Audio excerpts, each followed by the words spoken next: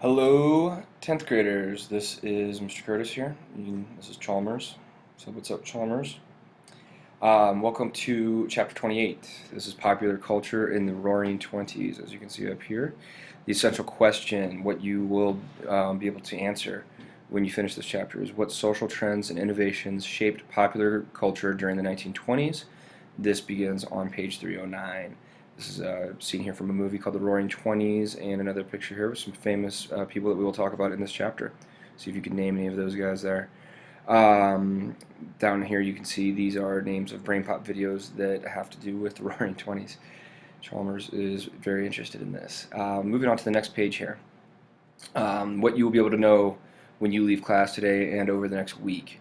You will hopefully be able to describe the social trends and innovations that shaped popular culture during the 1920s.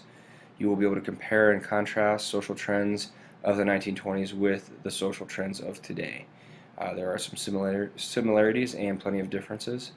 Some of the key content terms: Charleston, Roaring Twenties, League of Women Voters, the Equal Rights Amendment, Jazz Age, Harlem Renaissance, and the Lost Generation. All right. This is a popular dance of the day. Notice the fashions and the styles, some of which have cycled back through, but you see some similarities and some differences here. This is a famous aviator. Can you name her? 3, 2, 1. This is Amelia Earhart. Maybe you've heard of her. We will learn more about her. Very famous pilot. Famous inventor. And Detroit, Michigan. This is one of the first popular vehicles called the Model T. Name this guy. His name is Henry Ford, Ford Motor Company. Alright, this is a popular magazine, the Saturday Evening Post from back in the day, and Time Magazine, which is still around. This is Al Capone. You may have heard of him. Gangster. Charlie Chaplin, silent movie star. Movies were just starting to spring up around the 1920s and become a popular source of entertainment. It was not just African Americans that could not vote. Women could not vote, and this was a key time for them, thanks to the League of Women Voters. So we'll learn some more about that. One of my favorites, this is the man, Louis Armstrong. I'm going to let you see a real short clip of him right now, jazz musician, very famous. So I'm going to pause and get that going. Here we've got Louis Armstrong with his most famous song, What a Wonderful World, and jazz musician, famous and great trumpet player. If you have time, you haven't seen this guy here, this is one of my favorites as well. He's got a different version of this. This is off the topic, but he is a Hawaiian superstar, no longer alive, that plays this instrument here called the ukulele. Anyway, back to the topic. This is Louis Armstrong, What a Wonderful World.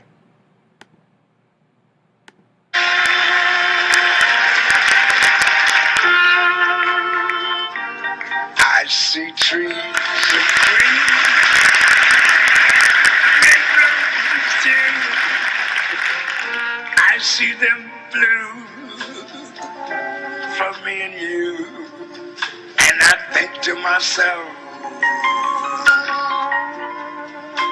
what a wonderful world.